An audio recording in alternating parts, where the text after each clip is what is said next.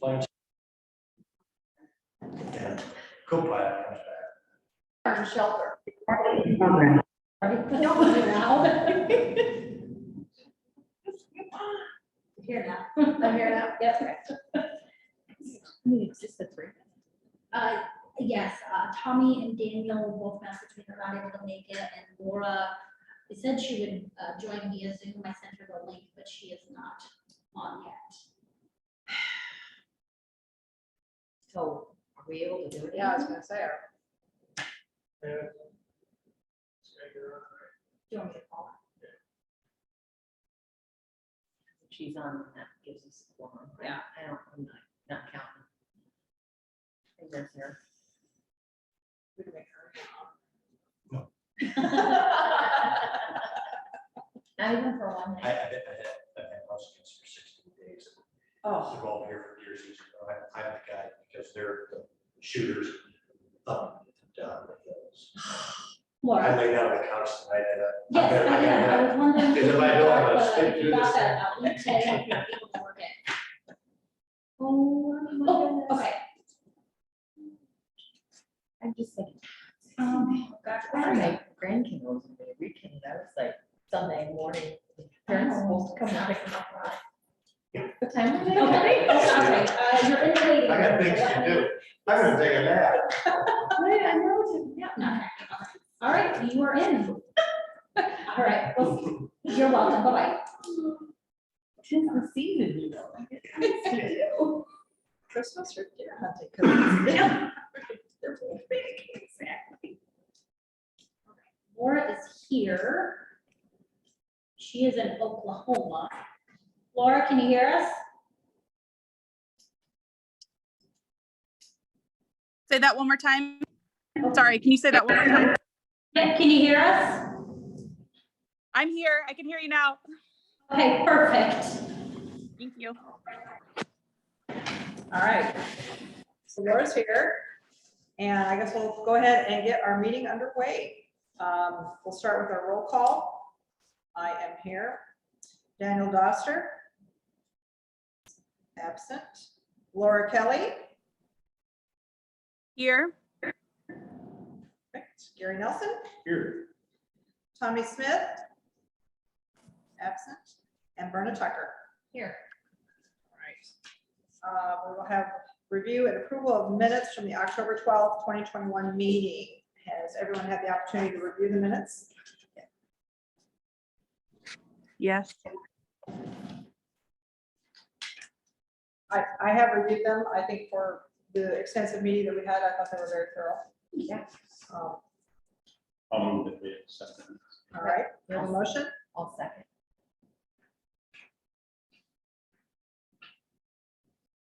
And we'll have a vote on review and approval of the minutes for the meeting. All approval, say aye. Aye. I. And no one opposes. Okay, new business. We have discussion, a request for proposals for the comprehensive plan and zoning ordinance updates, including a major transportation corridor planning throughout the county. Jeff, do you have some information for us? Sure. Before you this evening is a draft request for, so it's a draft request for proposal to seek qualified consultants to do an update to our comprehensive plan and zoning ordinance. What this update will do is we'll analyze and identify appropriate land use and zoning designations along major transportation corridors throughout the county to promote sound corridor planning and economic development. So this study was requested by the Board of Supervisors and was one of the reasons why the stop zoning request before them a few weeks ago from industrial to industrial was denied. We're going to go back and take a look and do a corridor study with the number of vehicular trips increasing along the Highway 20 corridor, and knowing that there will be future pressures along this corridor to develop and some of the adjacent corridors. Board wanted to take a step back and do some proper planning and implement some things. So obviously we'd be looking for a qualified consultant that would not only work with the county, but work with the city for Dodge, to understand their future growth plans along these corridors. More or less like 169 and Highway 20, which again have low number of trips and where we see the most economic or non-residential development occurring over the next few decades. So when you look at this draft RFP, it mentions the number of corridors to be analyzed. Obviously, Highway 20, 169, 7, 175. I just want to get some feedback from the Planning and Zoning Commission, whether or not all of these corridors should be analyzed or not. Obviously, as I previously mentioned, economic and business growth occurs when there are a high number of vehicular trips. That's why I passed out this map. This is the average daily traffic count from the Iowa Department of Transportation 2019 data. And as you can see, the highest trip volumes are along 20 and 169. Once the scope identifies the corridors to be studied, the consultant obviously will use this trip data to examine intersections and areas along the corridor for future non-residential development. It's most likely a new land use designation might be implemented, new zoning districts could be implemented, or overlay zoning districts with their own criteria. So there's a lot of good that can come out of this. Obviously, we'll go back and revisit the clump. It's the county land use management policies, whether or not that should exist or not, and make a determination on that. And then possibly a compatibility matrix probably should be implemented with the land uses in the zoning district, so when the zoning district designation is changed, make sure it's compatible with the future land use, or the future land use has to be changed, everything's compatible. So those are things we've been talking to the consultant about. And basically, I wanted to get you guys' input on this draft RFP. Hope you had a chance to take a look at it. This is something I want your input on. If there's any changes, then we'll move forward, taking this draft to the board to get their blessing on it, and then obviously put that out to consultants to bid on. And, so. What is the last one now? All copies of land, 2009 are up there. That's great.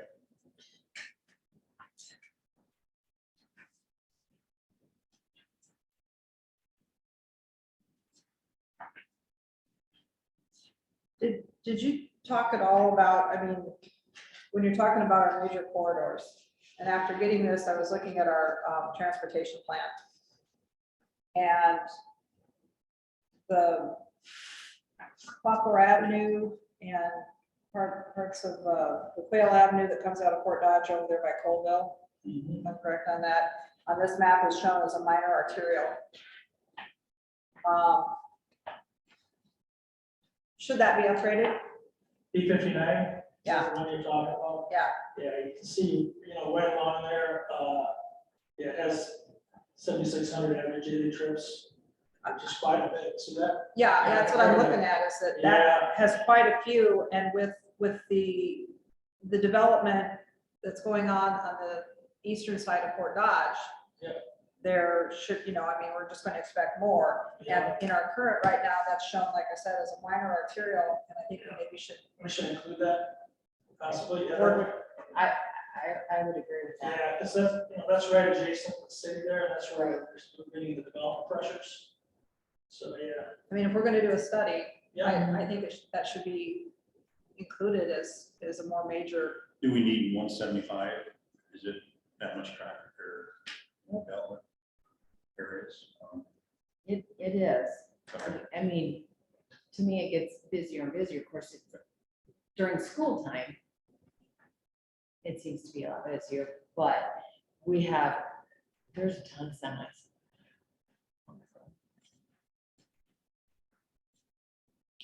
I think if we're gonna look at it, I mean, my opinion is, we might as well go ahead and look at it. Look at 175 too, include it in it. I just would like, include it and figure out, as we talk about it, it may fall out, but just include them all and then, well, if it helps, Gowery, Dayton, helps them with their plans too. Right. I think we should definitely include it, but my biggest issue was looking at P59 and thinking, hey, that's really, and I guess in my opinion, and looking at the traffic numbers, more of a, should be considered a major arterial at this point. And it's gonna get heavier when those lots of, Yeah, the Decker Right. area gets. and if a consultant looks at it now and sees that, oh, that's listed here as minor arterial, or maybe not gonna give it the weight that it really should have, I hope. I can revise the language in there, just talk about the transportation corridors. I'll revise that. Okay. And Highway 7 is, what's Highway 7 on our current? I didn't look that up. It's listed as a major. It's like, that's, That was really, actually, the rest of them are all listed on this map, shown as major arterials, and that one, I just thought that was interesting that that was listed as a minor. And like I said, looking at the traffic numbers here, it really should be upgraded. And of course, that was probably done 2008, 2007, when this was put together, so. Yeah. When did you talk to anybody then, Jeff, about putting this out for bids? I know when you started putting this together, I would really like to try to stay with Confluence if we can, since they're supposed to be doing that darn census update. That someday will happen. There's still data that's still trickling in on that. So, I can reach out, it's a competitive bid process, I can reach out to Confluence, make sure, that if they're aware of it. I mean, and hopefully they'll commit it. Okay, I mean, Yeah, that's all I can do. I mean, it's a competitive process. we're looking at 2021. We still don't have our census data, and that's, unforeseeable issues. But we're looking at a comprehensive plan that's already halfway through its lifespan. And it's gonna take, by the time we get ready to re-implement, we have to look back. I mean, that process is gonna take a little bit. I don't know, I told Jeff, I'm almost to the point where we're at that point now of we need to look at starting that whole process. And if that includes the informational meetings, trying to get the public involved, see if the goals and the policies are still the same that they are in here. And maybe they've changed, I don't know. And like I said, I'm still impressed with their product. I'm impressed with what they put out for Story County.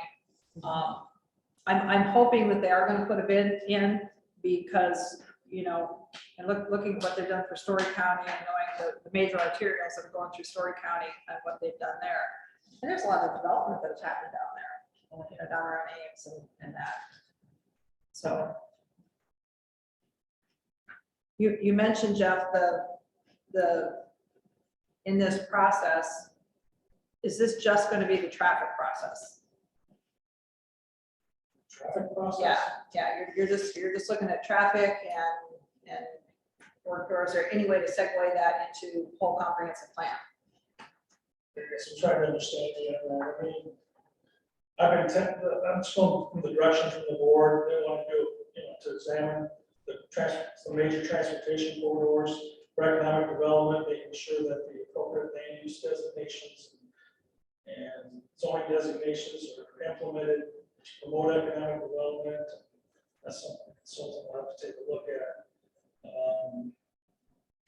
Yeah, how I envision this is that there'll probably be some future land use map changes, and then there'll be most likely, I would think, if not new zoning designation, probably, if it's not a new zoning designation, labeled as corridor zoning. For instance, we definitely have overlay zoning district over certain sections of corridors with all the zoning requirements on, the aesthetics, the minimum lot size, the types of uses we want to see that are desirable, and so forth like that. So that's something the consultant will look at, and making sure that we have good planning on those corridors. Corridor planning it's out there, and we hire a consultant that will understand what it's all about, and making sure it's attractive. And I think we want to plan for the future. We want to make sure we're planning things right along these corridors. she'll have to say.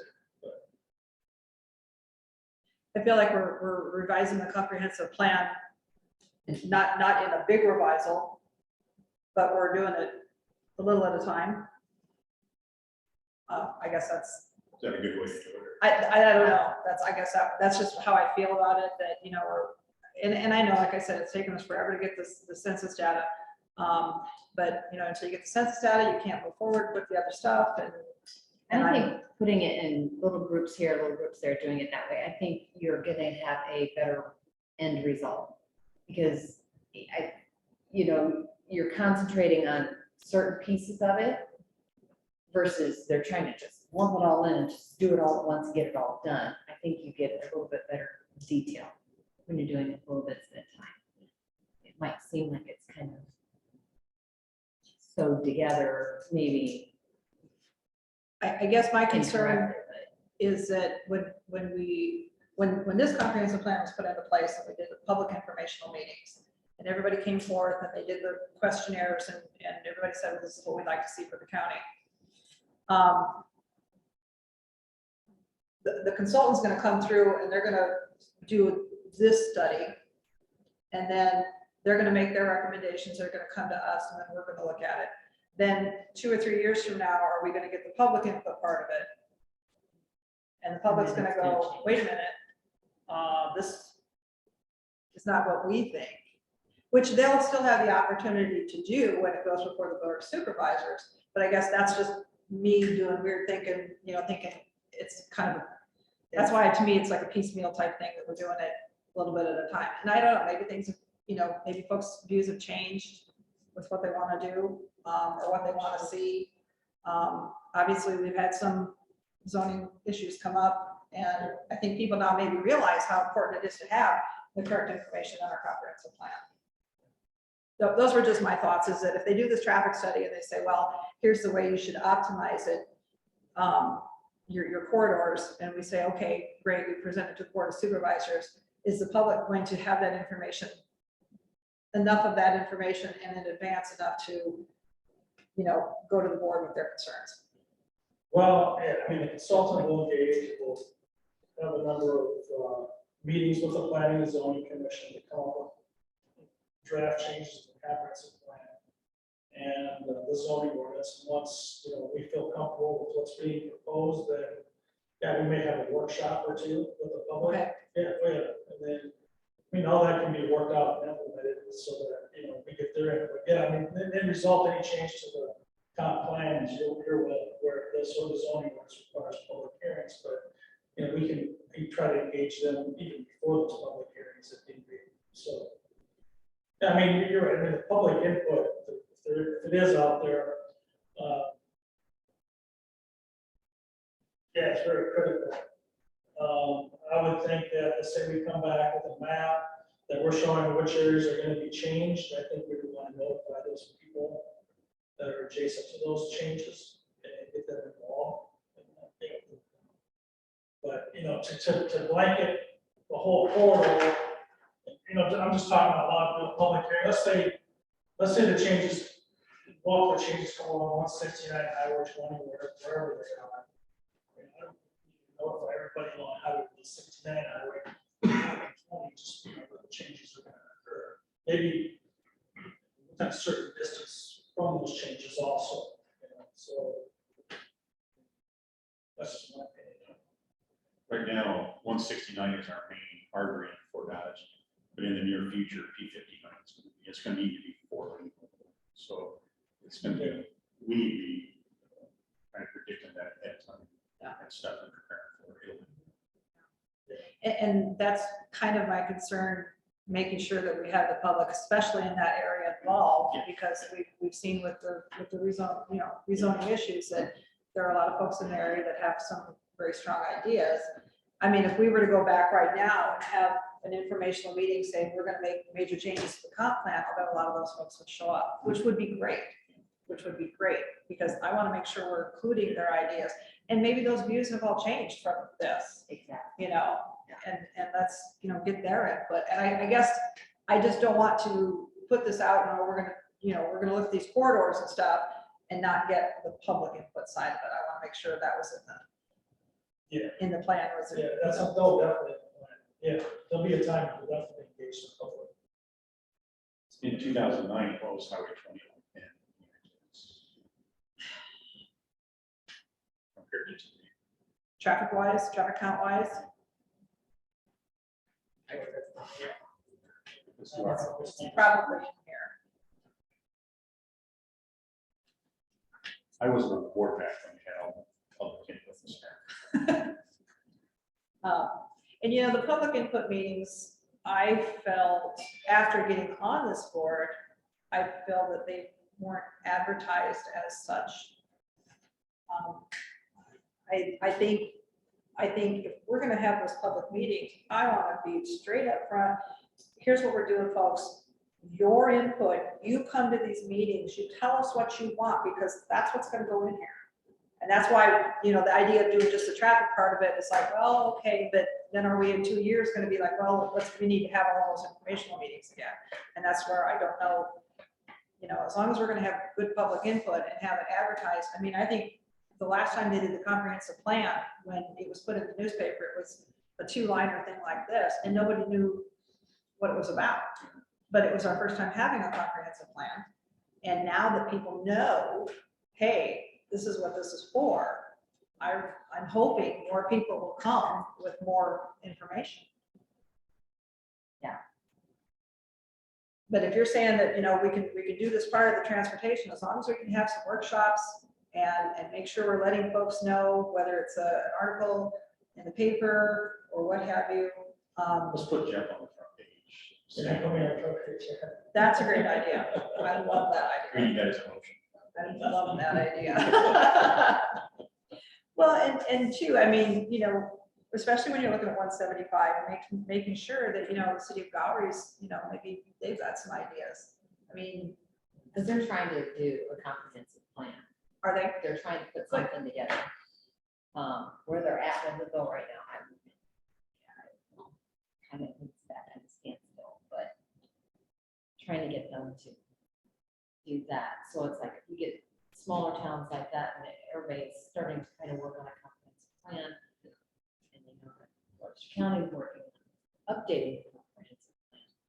The more people that know that you get talking about a comprehensive plan, the more they kind of understand what a comprehensive plan actually is. Because I remember when I came on, I was like, what is that? Yeah. Because you don't, You're you've right. never heard of it before. You're Because right. it's a little 2-line thing, and most people don't know, and a lot of your millennials have absolutely no idea what a comprehensive plan is or what it does. Yeah. So, A lot of things have changed. It's different. And that's, you know, I know when I first got on the board and was handed this big book and I was reading through it and I'm like, well, wait a minute, well, what were these meetings? When did this happen? I don't remember getting notified. exactly. You know, I mean, I think if more people knew, hey, this is what's gonna stay, what's gonna come in next year, or what's, you know, what can happen, or, you know, I think we would get more of that public input.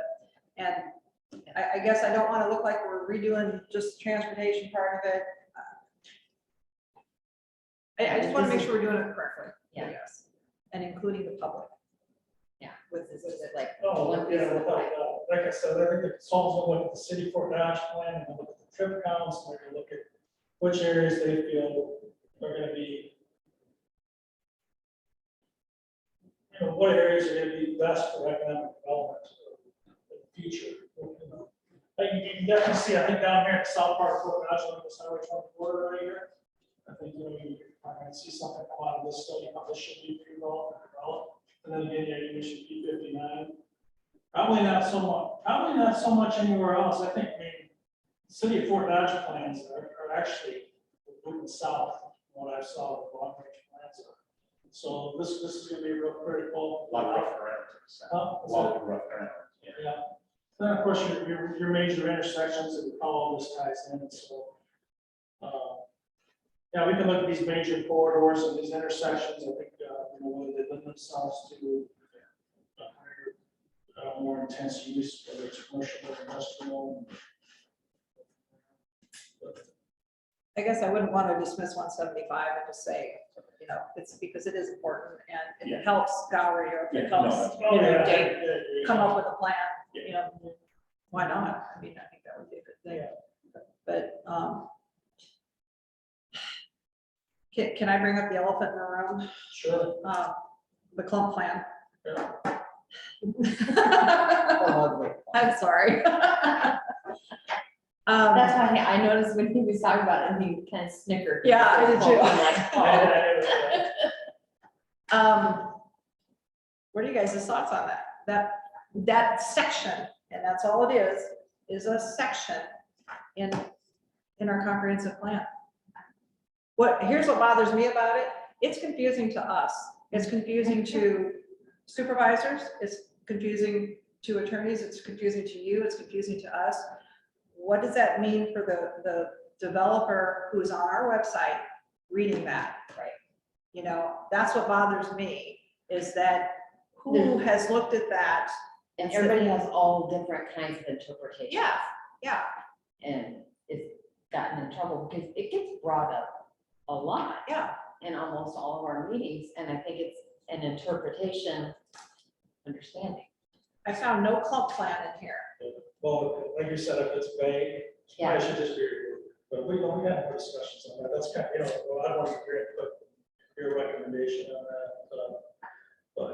I mean, that's why we have the future land use maps and zoning, and we come up with the compatibility matrix. Anything can be changed, over time, under it's reviewed under its own merits. If it makes sense, if it doesn't make sense, we deny it. So, And maybe we should have done this 3-4 years ago, so we're ready for something like this. Yeah, I guess I just don't want it to be confusing to a developer that's looking at coming in. And they're looking at our maps online, and they are all online, and saying, well, I don't know what this is. Well, this community doesn't look like they know what they're doing, so let's go someplace else. And I mentioned to Jeff down at Woodward where that warehouse was gonna go in. I looked at some of their information on their comprehensive plan, and I can't remember what they called that zone, but it was a different type of, nothing that we have in our comp plan, an environmental friendly, it was like almost like a LEED certified building area. And I don't know if it was LEED certified or not, but it was really interesting that they had that. And it made me wonder, did they have that in place prior to this warehouse coming in? Or did this warehouse want to come in because they saw that?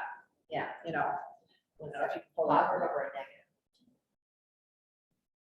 negative. But I'm hoping, I mean, that's the other thing with our comprehensive plan is when you're looking at that transportation area, do we come up with some different types of zones? Do we come up with something that's going to make the county look more progressive and attractive and, that's a good point. That's discussions we can have with the consultant, and what they've seen throughout the state, what they recommend, and what our economic climate is here, and what. Well, and I think a good group that we could have a discussion with on that would be the Greater Fort Dodge Road clients, because they're the ones that are out there, not just in our states bringing business in, but they're bringing international companies in. And, Kelly Halstead is out there networking with all of them. She might be a good resource to even talk with as to if this comp plan has actually deterred, confused, or what. So I mean, that's a resource that we should utilize because they are talking to a lot of large companies. Yeah. Coming in, so why not utilize them and get their opinions on that too? How long will it take to get this done? Let's see, probably a year. Minimum, could take 1 to 2 years. Yeah. and that's what I'm looking at with our comprehensive plan. It was implemented in, 2009, 20-year lifespan. And if updates and stuff like that take almost up to that point, and I mean, what year do you say, okay, now it's time to reach the comp plan? You don't wait till In 2029. 2009, none of that DECRA stuff was out. No. So we had major change. Yeah. We've been working on the ag part west of town, the DECRA area. So That's why I'm like, well, maybe we should just do the whole thing. I mean, start that process and we do the whole thing and look at those things, because technically, we're about about 2 years. Mhm. 2 years we had. As far as we should have done it along with when Becker was blowing that all out. And you weren't around there, what you think? So, Yeah, I, should have done it. I mean, they followed the comp plan when they developed that, so, I mean, right, I mean, I'm assuming, whatever, so. I just think. Just, yeah, Gary's I mean, right. you have updates, and I'm a firm believer, it's not broke, don't fix it. Until some issue like this has come up, okay, let's go back and fix it. So, I rarely see comp plans really don't get touched till every 20 years. That's what I've seen in the past. Yeah, you have amendments, you know, Yeah. as issues come up, but yeah, you don't do a full update until every 20 years. Well, I mean, Gary's right, though. typically coincides with the census data and everything else. So, yeah, I mean, unless, you know, there's something that just stands out majorly that we need to fix, or, that's what, I use the word fix, because if it's not broke, don't fix it. I don't think necessarily a lot of our ordinances or anything like that. I think it's mainly just in our maps. It's, you know, we've got good ideas going on. We just don't have definite areas, and we're not looking at, like Gary's saying, like that area out there and saying, well, how do we maximize that? You know, look at all this growth that's going on there. Is there a different type of zone other than industrial, commercial, or, I mean, can we do something that's going to attract, you know, to get businesses? And again, what does the public want to see out there? You know, I mean, I think, like you said, we're maybe 2 years behind. I think now that growth has happened out there, it's like, yeah, well, let's ask folks and say, what do you want to see happen in this area now? This is here now. This is in place. What should we see out there? Yeah, because I think that probably back in 2009 too, I think the growth that we have had in the last 5 to 7 years wasn't anticipated. Because I think we have done some major growing in those years. And it's been not necessarily over on Highway 7 alone. It's started probably there, and then it's just kind of gone everywhere. And so now I think it's in the maps, it's not showing. And so we need to kind of grow with where everything is going, and we need to continue to plan out, because, you know, it's almost like our maps, we're going out past what our maps had shown. So Well, it's and kind of neat. that clump map just makes it just so ambiguous. It just makes it like, well, could be this, could be that. Right. Who knows? Yeah. And if we don't sit down and say, okay, here's our growth and here's what's happened now, let's really make that kind of definite. That was one thing I noticed in Stark County's plan. It just seems like that's a real, it's like, and I know you've said it before, everything can change. But looking at it from the standpoint of a developer coming in and looking at our information online, I just think that just looks so confusing. And if we could maybe do this study, come up with some definite ideas, ask folks, say, hey, what do you want to see? Where do you want to see it? And get real definite with what we want to see with the growth. And then, like Verna says, you know, promote that aspect of it. I mean, I think before when we did the comp plan, it was, you know, we want things to come in. And I think now we do have a lot of things that have come into the county where we could say, okay, let's promote all of this and say, here's why you want to come here. Right. You know, here's why you want to be in our county. I'm sorry, Laura just asked for some clarification. Is it being suggested we redo the comp plan? That's what she's asking. That's what I'm trying to, like, are we doing the transportation part of it or the whole comp plan? And I think we're just gonna look at the transportation part of it. Transportation part of it. I mean, there's some things that may come out of that. I mean, you know, you talk about planning and, you know, such things as plan developments, plan unit developments or residential, or plan non-residential developments, which have its own zoning criteria. So let's, for instance, somebody from the outside comes in and they want to establish a 200-acre industrial park, establish its own zoning district under a plan, non-planned residential development, its own criteria, its own uses to be somewhat futuristic, like we talked about, whether it's, you know, holds on green energy type uses or whatever it may be. And so, you know, we got to think outside the box, I think, like you said, to accommodate, you know, future needs. So we need to have all the tools available, not only in our comp plan, but our zoning ordinance, and have the flexibility, but by the end of the day, you have, you know, good quality development. You know, so that's what I'm always a big fan of, doing clean quality development, and making sure things look good. So in keeping with that thought, and I'm just in my head, listening to your words as you say them, and then I'm thinking of the club. And I'm thinking, wow, what a mess. It's not clean development. It's not, yeah, it doesn't look like clean development, Yeah, no. probably needs to go, you know, so. What do board members think about that, about getting rid of that part of the comprehensive plan?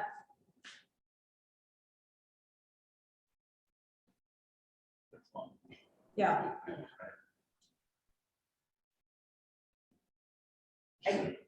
You're talking about the board of supervisors. No. Or us? yeah, right now, I'm just like, Yeah, what are you guys' Just a thoughts? recommendation, Yeah. I'm- I haven't thought of that, I guess.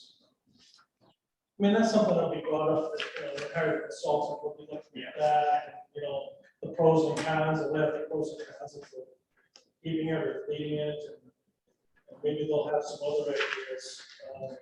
You know, it's that general area in that P59 Highway 20 area, southeast of Fort Dodge, that you can see over the next 20 years, is probably going to have, in South Fort Dodge, is going to have the most development pressures. And how do we tackle that? You know, obviously, these future language changes, and some zoning changes, and let's just implement some things for our comp plan and the zoning ordinance to reflect that. So yeah, there'll be a lot that'll come out of it. So, I mean, I see the clump as, it's two pages in our comprehensive plan. And I see it, you know, when you actually read all this information, the Urban Land Institute's smart growth movement. And I see that as just a product that whoever at J.O. and Associates had. Yeah. Something they learned in college, something they read, something, whatever. And that's what they put in here. And we, you know, at the time, like I said, I don't think we realized how important it was to have a comprehensive plan, you know, maybe a little more precise. Can we ask them to specifically look at maybe replacing this? I mean, yes, of course we can. Yeah. There we go. like I said, I've actually looked at a couple other counties other than Story County, trying to see who else is utilizing a clump plan that's similar, and I haven't been able to find one yet. And I try to look in counties, you know, that have towns that are similar sizes, you know, to Fort Dodge and that, and I don't see anybody else utilizing this type of a thing. So maybe, I don't know. And yeah, and maybe the consultant, you know, you go with a different group or different people, and maybe they've got other things. And Jeff, you said this time before, you know, things that you use in Florida. You know, everybody uses different things that they see that work. And I just don't see this working for us anymore. I don't see this aspect of our comprehensive plan working.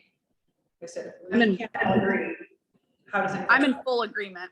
I think it's just way too general. Our comp plan is just way too general. There's just a lot of gaps in it. And so that's my thought. Yeah, I have no problem with it. How do we address that, Jeff? Yeah, as we move forward, yeah, if we can address that through these changes, eliminate that. I support that. It's just a big old blob area that's out there. I mean, where you're gonna see your development happen is along those corridors typically. So yeah, there's a wide range of development opportunities based on that clump that could happen in that little area, you know. But like I said, consultant will coordinate with the city of Fort Dodge, because that's how they see their growth happening in the south and east. And how they're gonna extend their utilities in the future, and, you know, what we can do and what we need to implement. So forth, to our land use zoning. We asked the city to get involved and share budget costs, and they I don't know if there's gonna be any traffic studies, this is just data that's out there that they'll look at. They'll be doing a study. Because when you get the word utilities, I think it's the city. I mean, the city has utility plans, you know, long range utility plans and stuff that they're gonna have to look at.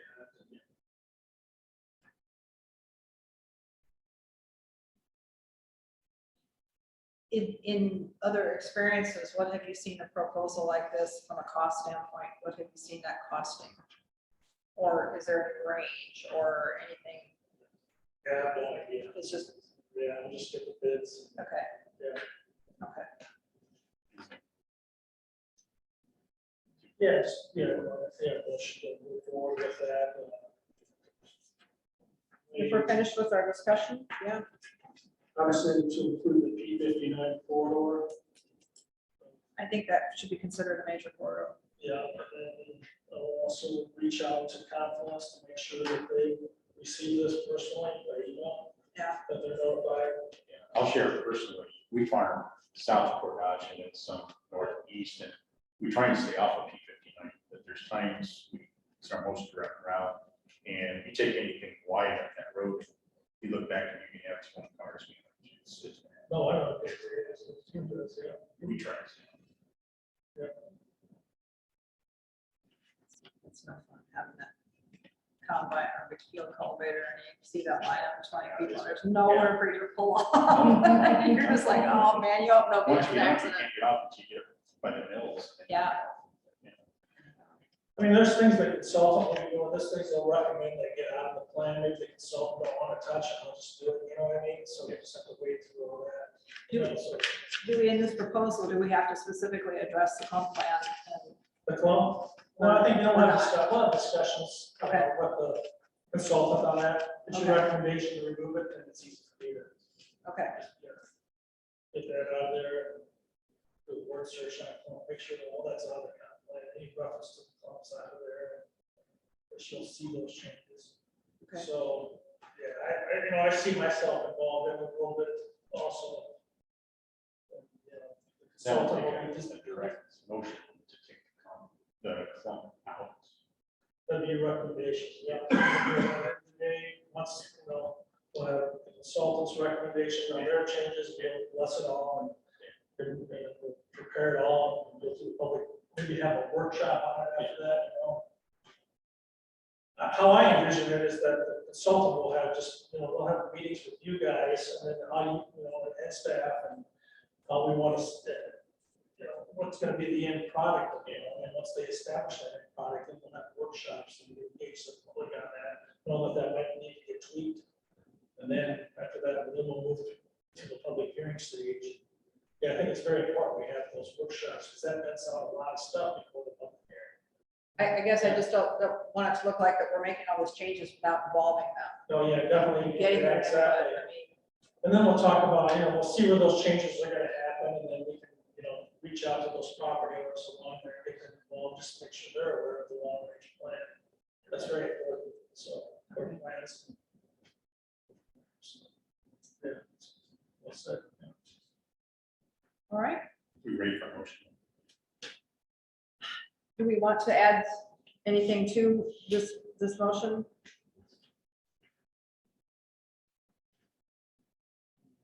Or are you gonna add that I'm gonna add information into that P59 in request? there, then I'll, we notify you. Points on that.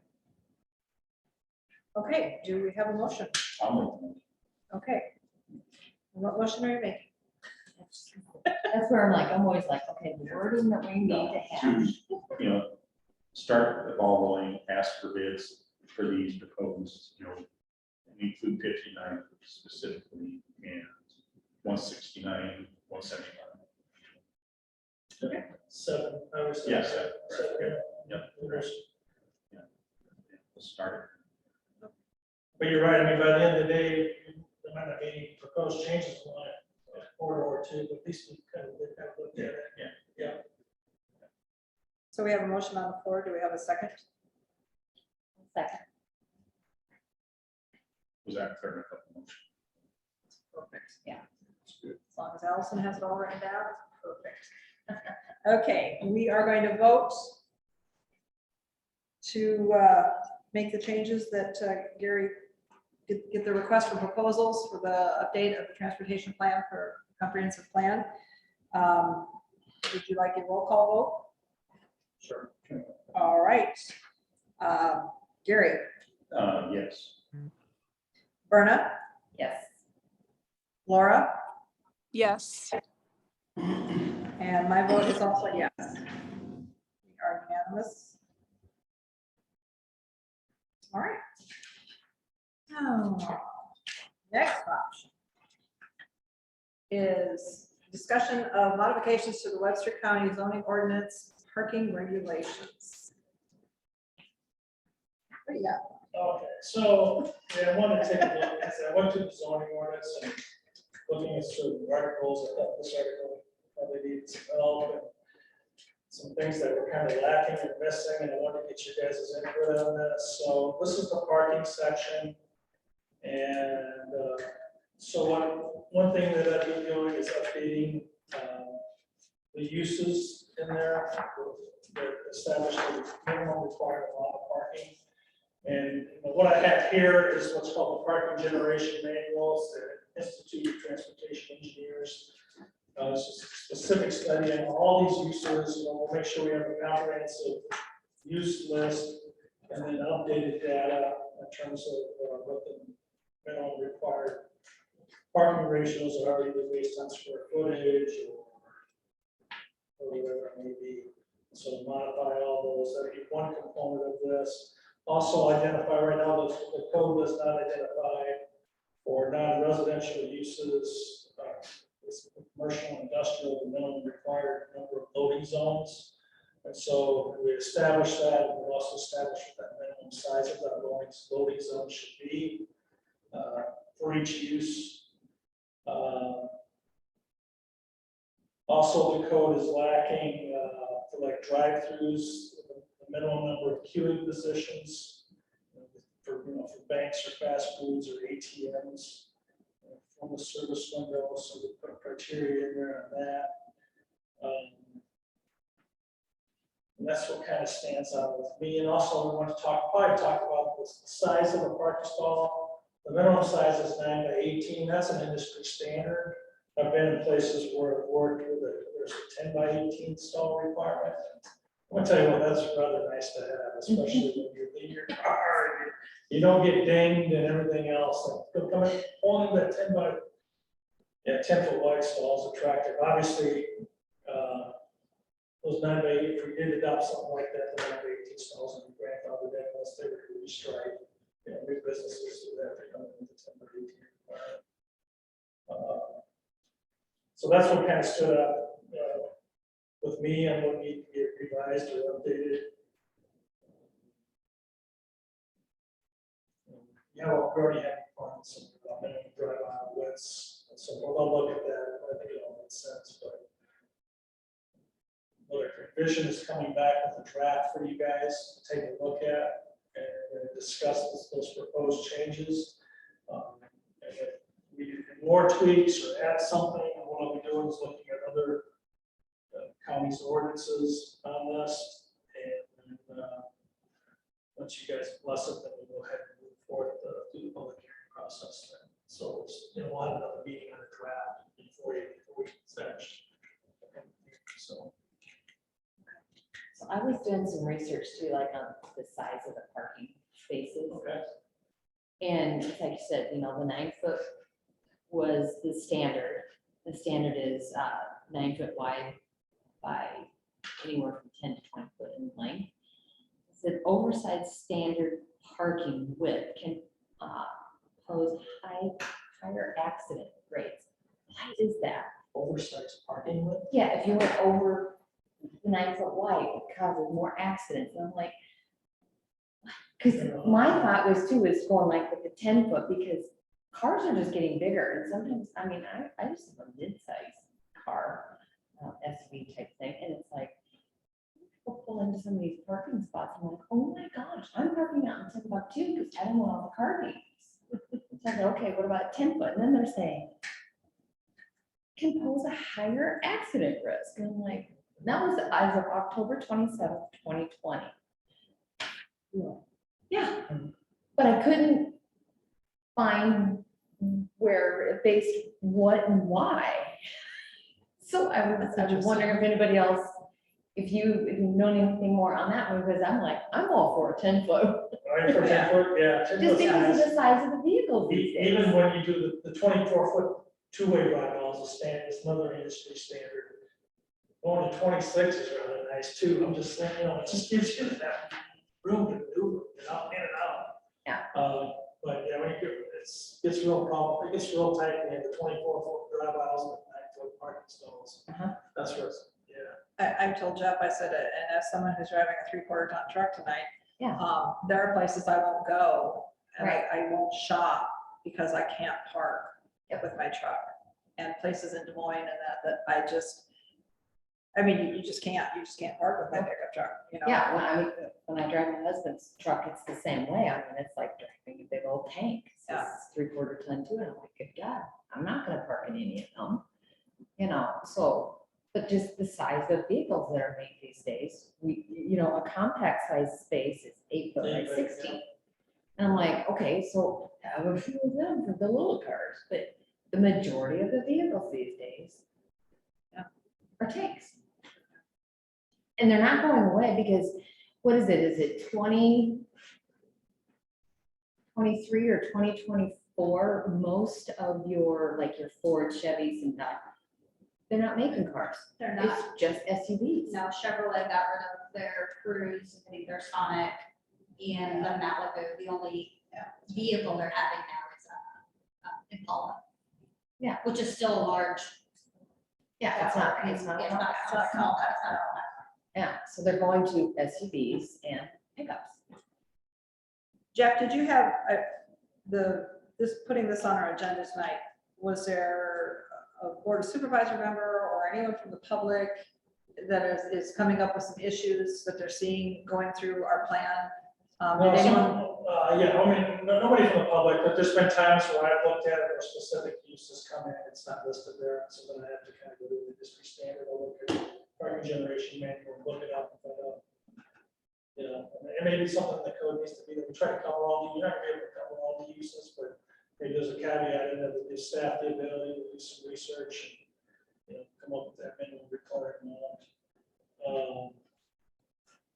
What else? Yeah, like I said, there's just no queuing requirements in there for drive-throughs or anything like that. Again, something, I mean, people, you'd be surprised, people, they'll see that and then they'll know that and they'll say, well, I don't have to comply with anything, so you gotta prove it. It's like, well, it's like, no, we gotta have something in there, so, I took a look at this and then the fact that, yeah, that was one thing, the types of uses, need to be broadened out a little bit. The loading zone requirement, the minimum requirement of loading zones for use. I don't have anything there on that. So those are the things I come up with, when I was reviewing this, something comes in for development, it's like.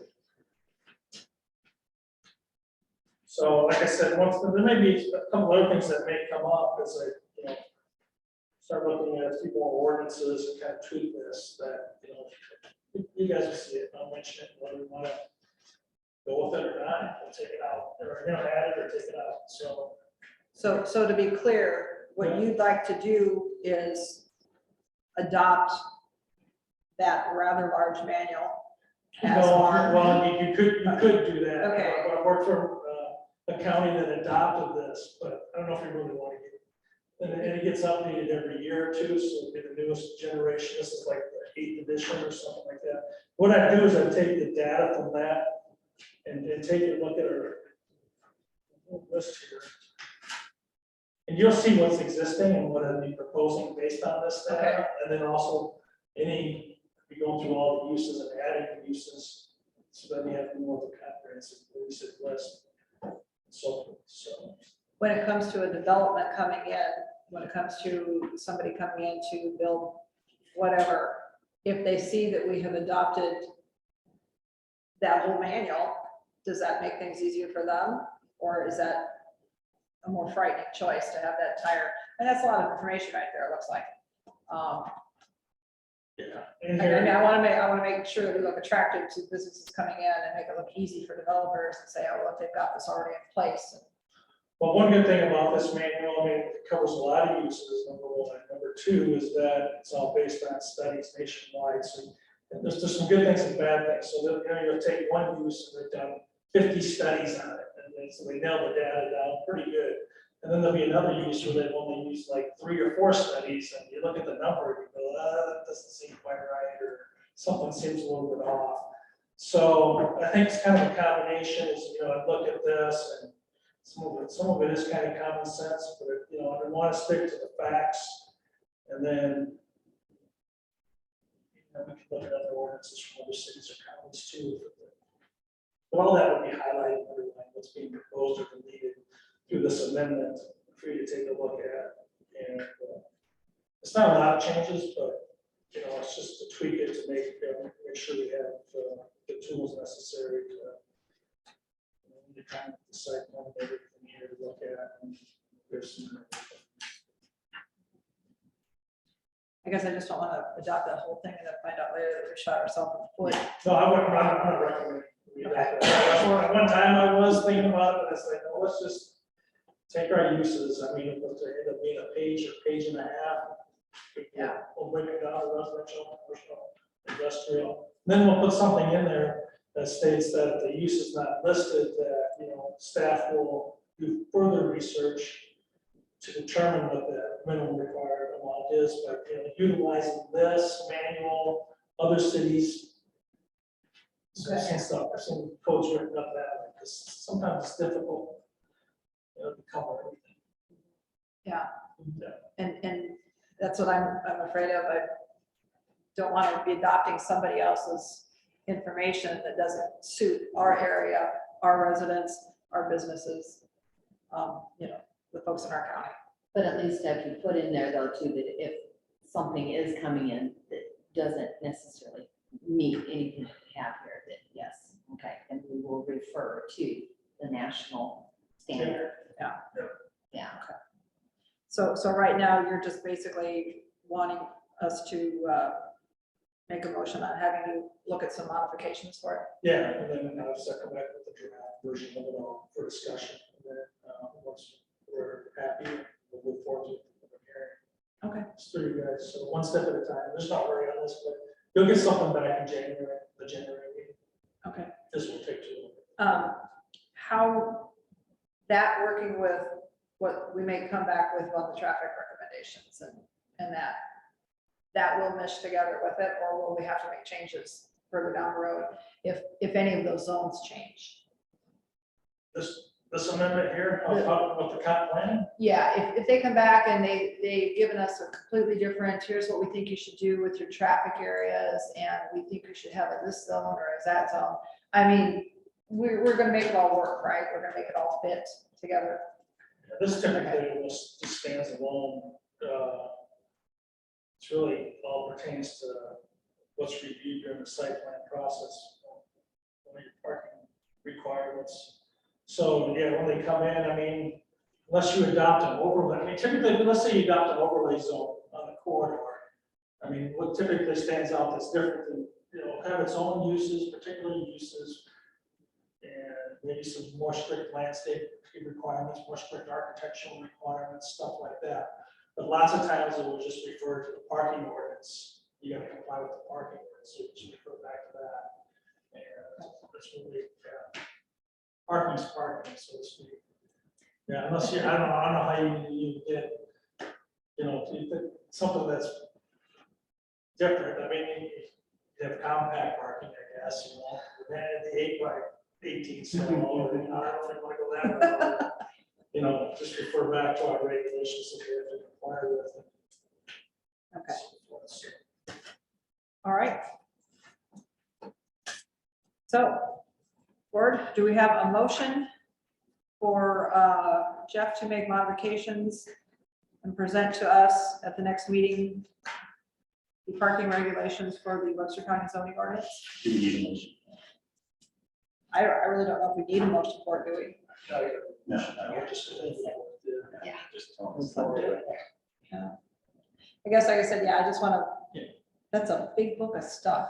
That's a I lot know, of I was gonna say, information. You just tell by the look on Margot's face. I know. Well, I've actually used Yeah. this, because there are certain uses come in, then I didn't get there, I looked at it, it's like, okay, you establish a minimum parking requirement for it. You know, what makes me think of it is then in some of the areas in the southern part of Des Moines, down around the airport where they redid everything there, and there's some of those big businesses, and all you see is parking lot and there's nothing else. I mean, it's just acres of pavement and there's nobody parked in those lots. And it makes me wonder, you know, what happened there. And yeah, I mean, these little shopping districts that you see, we talked about that. Where's the one, Altoona? Where you drive around and there's all the nice little shops and they're adorable. But in my 3/4 ton truck, I can't park anywhere. And I even brought up the example of here in Fort Dodge, across from the Fairway. The shops right across there, it's like, Yeah. I'd have to park at Fairway. Yeah. And walk across the street, you know, I mean, it's not friendly to a large vehicle. Mhm. And I've actually that's actually a decision for me sometimes of whether or not I shop someplace, is am I gonna be able to get in and out of there easily?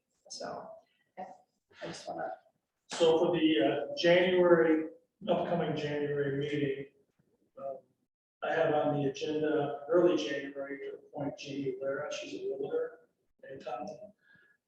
That's planning and zoning commission, so that will fill the last slot. Obviously, the draft parking ordinance will be on there, and then I'm gonna have an update.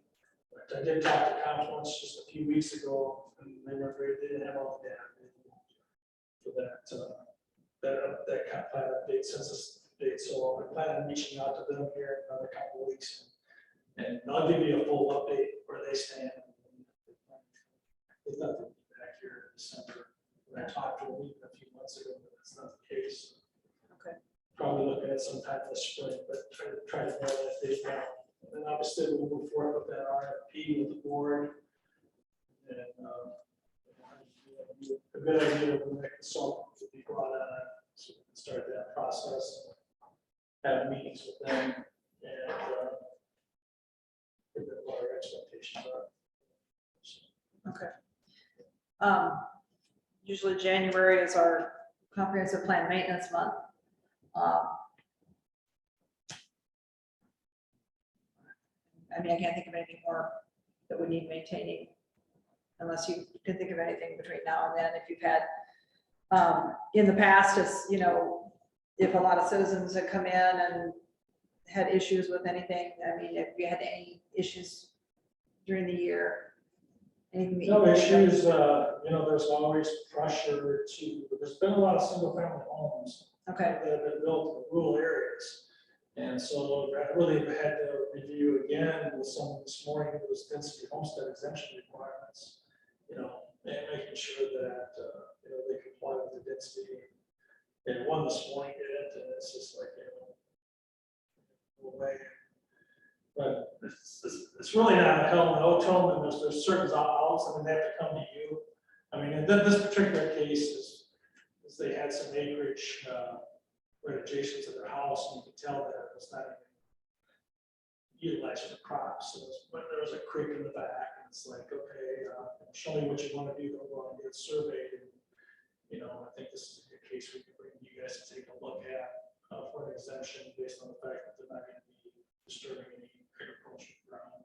And as long as no homeowners are going to object to that density, that's the other thing too, because you can get that out there. So, but that comes up quite a bit. You know, there's more pressure for people that are moving out in rural areas, to making sure that there hasn't been any issues. I mean, that really come up with that. Trying to think of what else. Concerns. I mean, I don't think anything aside from that, we were talking about today, the letter of completion or certificate of completion, but other than that, I don't think this is for you. right now, we don't provide we don't do a certificate of occupancy for single family homes. The board wanted is to take a look at that. Okay. In the county, well, that would involve, hiring a building official or inspector. Right now, the state does the plumbing, the electrical inspections, you have more inspections, you probably have a framing inspection, some other things, and so Mike Pearson had brought to my attention that some of our people are having difficulties trying to get financing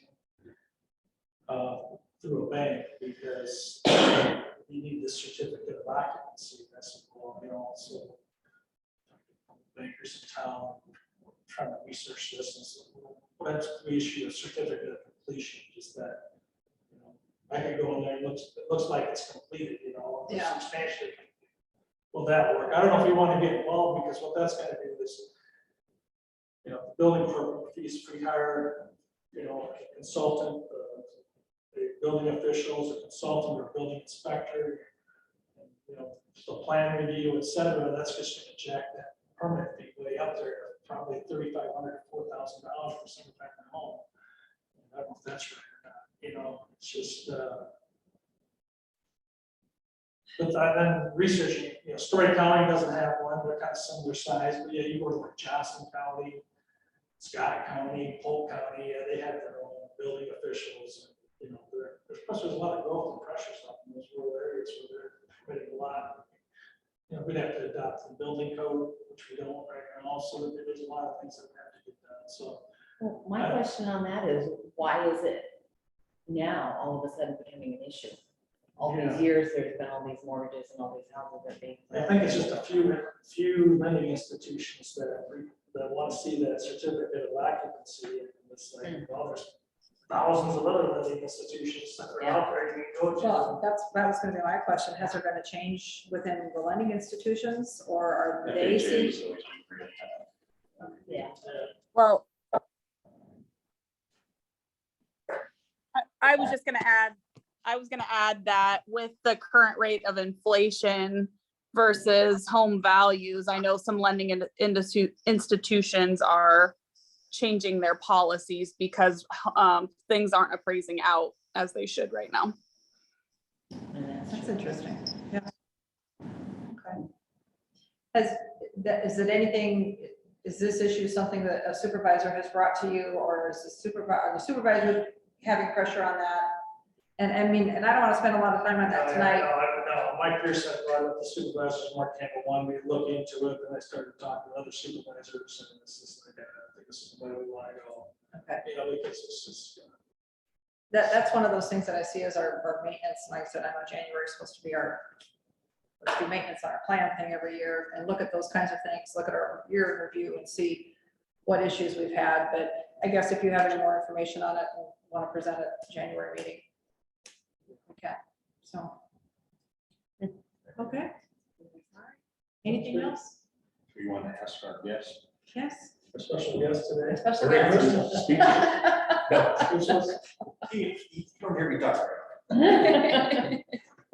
I just a real quick, like, housekeeping question.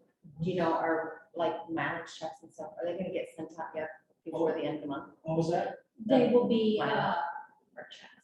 Or no, they will be, issued on the 21st, so next week. I've got the claims done after this meeting, all I gotta do is finish them. Okay. So they'll be issued the 21st, you should have by the end of the day. That's okay, I just like to clear it out before the end of the year. I got you. And then next year, we'll, after talking to the auditor today, next year you'll receive 2 checks, just because how we do our budgeting fiscal year. Your first of the year meetings will come first, and then second half. That's funny you mentioned, that's the first task I did this morning. Is it? So get these guys paid. I have it on my list of things to do. We're gonna go back to the people that did not. I'm like, I just was sort of like, I have my little banking thing and I'm like, this is not, close not banking or really. Bernie, you should see my spreadsheet of all my, so you'll be very impressed. Good. Okay, well, unless our special guest has any. Nothing? All right. I'm moving Well- it. Okay, we have a motion to adjourn. Do I have a second? I'll second. I'm doing a lot of tips. All right. It's in the Gary and Berner show today. Okay, we have a motion and a second for adjournment. All in favor, vote aye. Aye. I All right, thank you, everyone. Thank you. Thank you, Merry Laura. Christmas all. Merry Christmas to you too.